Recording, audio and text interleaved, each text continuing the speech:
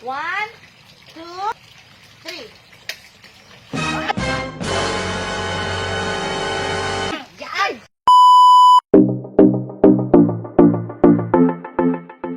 Hello guys! Welcome to my vlog. Andito na naman kami ngayon sa vineyard. Mamamasyal na naman tayo sa the vineyard of God. Come on, let's go. Samahan nyo kami at pasyalan natin ang vineyard. Let's go guys! Wow, ang ganda-ganda. Anong tawag ba nito na kahoy? Bulaklak. Patawa mo ni si Auntie Marlene. Anong tawag nito? Eugenia. Eugenia ba yan? Eugenia, no? Eugenia. Oh guys, come on. Saan? Ha? Okay, magpunta tayo sa Bet swimming ko. pool. May swimming pool pala ito. Kaya let's go. Guys, panuorin natin at ikutin ang buong vineyard. Let's go guys. Come on. Napakaganda ng grass. Tingnan mo naman, ang ganda-ganda ng grass. Fresh na naman yung aming pinuntahan. Halos lahat yata ng aming napasyalan. Maganda yung area. Nakakalanghap tayo ng mga sariwang hangin. Ang dami pa rin mga puno kahit saan tayo.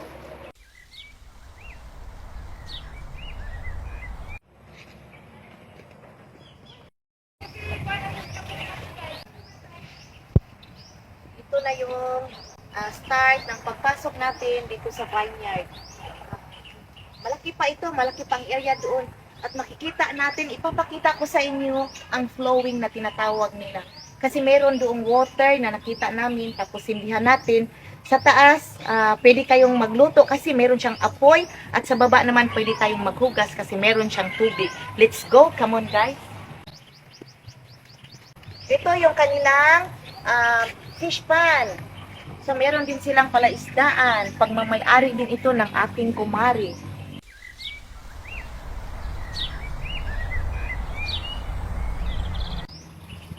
So ang nagmamay-ari ng vineyard na ito ay aking kumari.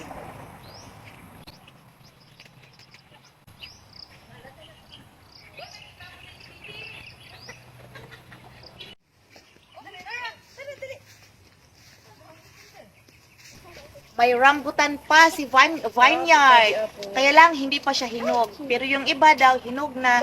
Kasi kulay green. Ano bang tawag dito? Parang evergreen yata. May evergreen na rambutan. Avocado? Kahit green na siya, kahit green pa siya, pwede na siyang kainin. Matamis na. So dahan-dahan. Baka ikaw ay makaligo dyan. Hoy, bingkay, tagaipot taon ko. Yan ang rambutan, hinog na, marami na siyang bunga. Ay, marami nang hinog, maraming bunga, marami na rin hinog. So, manguha na tayo, kumare. Kumuha na kami dito kahit wala ka. Maraming bunga doon sa likod. Kaya let's go guys. Ito yung napitas kong rambutan. Tingnan natin kung pwede na siyang kainin. Oh wow, pwede na siyang kainin. Tingnan Goal! natin. Matamis na daw ito at pwede nang kainin. Ang tamis. Sobrang tamis. Ate, nahingi naman siya, oh. Halika. Mahingin kayo dito. Ito na yung sinabi ko kanina na meron ditong umaagos na tubig, flowing. Ang tawag dito ay flowing. So, kapag ito ay sinindihan, ito ay mag-aapoy. So, tingnan natin kung totoo bang mag-aapoy. Okay?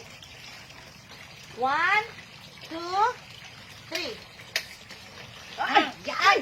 Mutikan akong nasunog. Wow! O, see? Oh, yan ang sinasabi ko. May umaagos na tubig. Tingnan niyo naman, may umaagos na tubig. Malakas yung agos ng tubig. At mayroong umaapoy nung sinindihan ko. Yan. Kaya hindi natin alam kung ano talaga ang meron nito. Mukhang makapangyarihan yung tubig. Mukhang makapangyarihan yung tubig. At saan siya galing? Bakit siya ay umaapoy kung ito ay sinisindihan? pwede tayong magluto dito ng kahit ano. Kung wala tayong gasol, so pwede na dito. Tipid na tayo guys sa pagluluto dahil meron na tayong apoy. Apoy sa tubig at ang babaeng umaapoy. Itong flowing na ito ay meron pa palang hito na nakatira dito. So nakakapagtataka dahil umaapoy, may tubig na umaagos, at meron palang isda dito. Yung hito, napakalaki! Tingnan natin kuya. Oh, nakita nyo? Ang laking hito. Tingnan natin kung mahuhuli ni kuya yung hito. Nasaan na si hito? Ayan. Yan! Baka ikaw ay masunog na dyan sa apoy. Yan! Sa wakas, nakuha na ang hito. Ayan, ang laki. Okay guys, tingnan natin kung paano patayin ang flowing. Paano ang proseso sa pagpatay ng flowing na ito. Yan! Parang magic. Tapos na ang aming pamamasyal sa vineyard. At ngayon, pauwi na kami. Samahan niyo na naman kami sa susunod na mga araw kung saan kami mamamasyal sa buong Jensen. Goodbye vlog!